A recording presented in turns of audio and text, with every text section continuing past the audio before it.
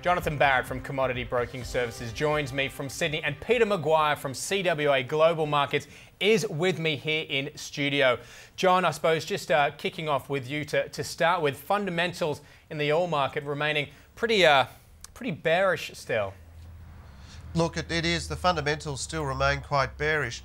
Yet we've got this level of optimism that the market's really taking up. And I think, to me, that's quite interesting because the market is held up, I think, purely on this optimistic view, given the numbers we've just had.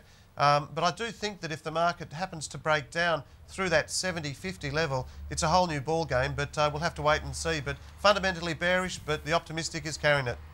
Well, what's your take, Peter? I mean, is the support true? Is it right, do you think? Well, James, and good morning, and hello, Jonathan. The reasoning, I think we saw the last night's spike. Of course, we saw the futures up for all of the equity markets. The US dollar came down nearly 1% in the US dollar index, and prices spiked. Gold was off only a couple of bucks. So the crude market was probably oversold. We're still worrying about, from a meteorological standpoint, as far as that hurricane's forming in the Gulf, and if it ramps up, then you could see a premium onto price there. But I think I agree with Jonathan. There's nothing really driving it at the moment. Jonathan, we've had a pretty wide trading range on the price of oil over the last few months, or really since September 2009, about $87 to $67. We're at the high $73, $74 at the moment. Look, where's the trend? Where are we likely to go? Is it going to narrow this trading range, and is there more downside risk, do you think, over these fears of double dip recession and so forth? Well, I think it's actually, if you look at it, it's not a bad range to be in when we've just had big problems with the GFC, so it's quite positive in that. But I think if it's going to stick to that range, then these are the levels which represent the lower end of the range. And when we look at things, we look at low-risk trading opportunities. So if this is a low, then you've got to think that it is a low-risk buying down here, but with a stop below that 70-50 level. And given that optimism and some good numbers, perhaps we will bounce back up through that US 75 a little bit higher. But I would be nervous if, in fact, it broke through that 70-50 level.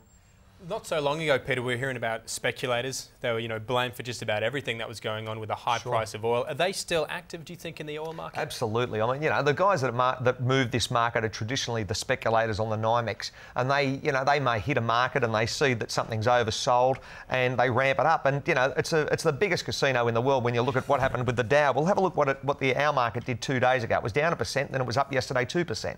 So these markets are incredibly volatile, and in these times, trading ranges, people can do extremely well through intraday or interday trading. We were just before we came to air, Peter, we were talking about coffee. A graph here showing the price movements. It's exploding. Well, you're a great sponsor of coffee, James. You've normally got a cup in hand, and you're always at the ready. I gave up my espresso addiction. Coffee's been tremendous. I mean, everyone was very centric over the last few months as far as wheat, corn, and of course the Russia and Uzbekistan and Kazakhstan region where we had those massive droughts. And wheat prices went huge, up 80% to the upside. It's been a silent sleeper to a lot of traders as far as the coffee market, but in the last 2 months it's up 30%. Jonathan, look, what's your take? Soft commodities really in focus at the moment. As Peter mentioned, those concerns over drought issues in Russia, Uzbekistan, wheat skyrocketed. I think it's come back a bit around the $7 mark, but a lot of renewed focus on soft commodities. Oh, look, there is. There's no doubt about it. I mean, even wheat had a very strong move last night. And believe it or not, that was purely on major rain concerns in Germany, which is affecting their crop. So you had about a 23-cent rise there. So the soft commodities, there are a lot of opportunities around. The volatility is certainly there. It's just a question of trying to marry the weather to the price and the current price. So, when you look at it, the weather is a key factor, and the market is certainly focusing on soft commodities as an avenue to invest in. Do you think it's one of the big investment avenues for the future? Look, I think it's part of an investment cycle, part of an investment portfolio, because you do get these terrific returns that you probably wouldn't get in some of the equity markets. The equity markets perhaps take a little bit more time, but as Peter was saying, a 30% move in coffee, it's quite an aggressive move, and certainly those people that understand how to trade these things, leverage through options and warrants, there's certainly good money to be made with it, but you've got to be cautious all the time. And you've got to look also on what, Jonathan, just moving on from that, as far as the fundamentals.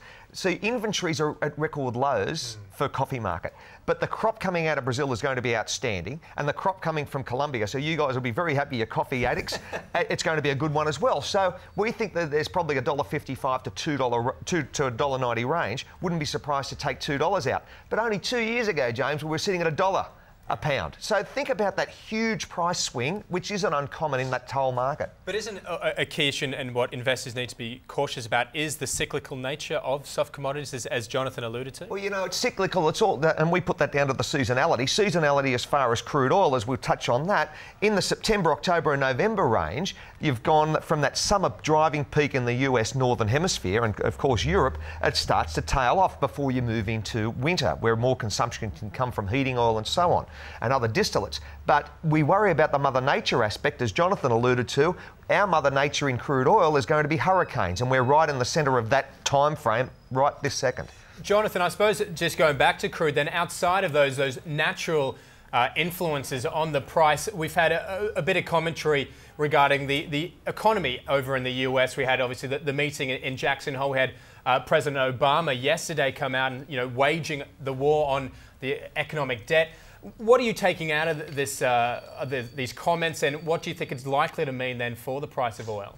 I think generally people continue to focus, obviously because oil is a primary input. And I think the fact of the matter is, if oil moves up by 10%, that's cutting the profit margin of a lot of companies and their ability to hire. So I think when Obama talks, and I think when they talk about the weather, the economy, how it translates into the primary inputs, the oil markets, are very important, because that'll dictate the profitability of the company. And at the moment, we've got to see some profitability drive down to the bottom line so that we can get more jobs, because it's be the job starter tomorrow night that I think will be the litmus test for whether or not this recovery is going to be sustainable. Let's move on from that. Mohammed El Arian said something in the last 24 hours, the Chief Investment Officer from PIMCO, James, and what Jonathan said is exactly right. See, structural unemployment is a great challenge for the United States. In the old days, you would lose a job in California, as he would say, and move to the Midwest or New York and get another job. That is not happening now. So you've got a changing dynamic. So this is where you could be the new normal as far as higher unemployment in the United States. And that's going to be always a slowdown for that economy. Until you get jobs creation, and if you don't see job creation, that's why Obama and, of course, Bernanke are prepared to throw everything at this. And do they have to? Because I was reading some people revising their forecasts both for GDP for the US and jobs, and suggestions of a move to over 10%, 10.1% for unemployment. Dangerous sort of levels. Absolutely. Look, you know, if you see that sort of number, then you think about what is the real unemployment number as far as shift workers and people that are only on small work. As Jonathan mentioned, you may be running to 18 to 20%.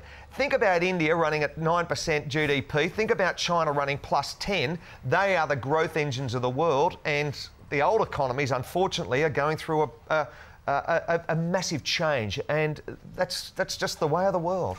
Jonathan, do you think that the role now of the government, the role that fiscal stimulus or fiscal measures is going to have to play, is becoming increasingly important? Because look, a lot of people just don't really think there's much left that the Fed can actually do. Well, look, I think this is where we focused a lot on what was happening at Jackson Hole, where the Fed governors obviously met and a lot of the power guys, because how do you move forward when you've got interest rates close to zero? When you've got to look at some form of stimulus, but you're worried about prices moving higher and too much higher because that cut off growth. So I think it is a problem, but I think that at the end of the day, if they do nothing, it's even more of a problem. So I think they're between a rock and a hard place, I'm afraid, and I think that just the wait and see attitudes which they've adopted is really the only attitude that they can offer. And if something starts to break, then they've got to act. See, that's exactly the point. And that there are two critical issues here, James. You need to be conscious of them, because we're worrying about midterm elections as far as Obama in 2 months' time. They're being decimated, and he's halfway through a term, and he could be a president of one-termer. Is he going to be another Rudd? Because he came out here with a magnificent, discussion as far as what he's going to do and what he's going to create, it really hasn't gained any traction. There's the first point. And then the other side, of course, is if the US doesn't gain that traction over the next couple of months or even the next year as far as the stimulus, are we faced with a deflationary era similar to what Japan has experienced for the last 20 years? And that's where they're worried about, because from a low interest rate, you can't drop rates any lower than zero. And in deflationary times, that is very, very treacherous for any government. I want to get your take now on gold. We did see that come off a little bit, but not couple of bucks. But not nearly as much as you would expect by the gains you saw in equity markets. So does that suggest that maybe people don't think that it's going to be a sustained improvement on equity markets? Let me tell you, September's the worst month of the year for equity markets in the US since 1950. And guess why it happened? Because what happens, a lot of the funds had to roll out of the last month and roll into the new month. And that could be the case. So when you think about the whole matter, today was the 1st of September in the United States. Let's just see what happens in the next couple of weeks. We understand headcount, we understand dividends, we understand what's going on. But if the data shows us that September's the worst month since 1950, that's good enough for me. 60 years of data, James. Jonathan, gold price, are we still heading towards that $1,400, potentially $1,600 people are suggesting? Look, it's going to be quite interesting because the focus will now shift to equities and perhaps to soft commodities and a few of the others. 1265 is going to be a key for us. If it takes out 1265 on the back of some good data, then I'd look to re-enter long positions. But at the moment, I'm sort of taking some profits on positions because it came off pretty hard from that 1254 last night. So I think it's a good opportunity to take some profits, re-look at the market. But if it breaks through 1265, then I think you've got to go for it again. Do you think it's going to be up and down, guys? Is this what we're going to happen until we do see that sustained growth? Well, I think if we do get sustained growth, then that certainly will see that risk aversion move away from gold, and that to me is an issue. But 1265 looks like a double top, and the gold market's been up here before, so it's nothing new, and it's really got to break out of these old ranges before we can start to get more psych and you buying into the market. At the moment, we've got a whole lot of longs, and at the top end of the range, you'll probably see they'll look to take profit. So it might take a little while to get through 1265 or even through 1254. So I think between these areas, that to me is an opportune time to take some profit off the table, bank it, and then re-look to enter on a dip or on a breakthrough to new highs. Is that the key, Peter, the 1265? Yeah, absolutely. Well, that was the all-time high. Keep a close eye on silver as well. We're still going to hold our forecast. It was 1,300 we were claiming in February as far as the headline number for this year. Then we rolled that forward to 1,350. I think it'll be very close to that sort of band. We've still got really 4 months till the end of the year. Very treacherous times ahead of us. And I think that you're going to see, as Jonathan said, range bound, but I wouldn't be surprised to see some explosive moves to the upside before Christmas. All right, guys, always great to talk to the two of you. I do enjoy it.